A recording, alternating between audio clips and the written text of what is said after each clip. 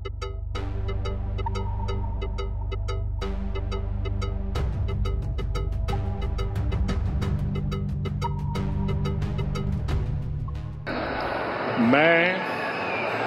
नरेंद्र दामोदर दास मोदी ভারতের প্রধানমন্ত্রী নরেন্দ্র মোদী ৭৫ বছর পূর্ণ করলেন, অথচ অবসর নয়, তিনি এখনো চেয়ার আঁকড়ে থাকার জেদ দেখাচ্ছেন।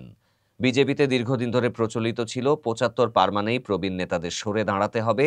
সেই নিয়মে লালকৃষ্ণ আদবানি, মুরলী মনোহর যোশীর মতো বর্ষিয়ানদেরকে একঘরে করে রাখা হয়েছিল। এমনকি আনন্দীবেন প্যাটেলও বয়সের কারণে মুখ্যমন্ত্রীর পদ ছাড়তে বাধ্য হয়েছিলেন। কিন্তু মোদীর ক্ষেত্রে নিয়ম যেন গায়েব। অমিত শাহ দাবি করছেন বিজেপির সংবিধানে বয়সসীমার বাধ্যবাধকতা নেই।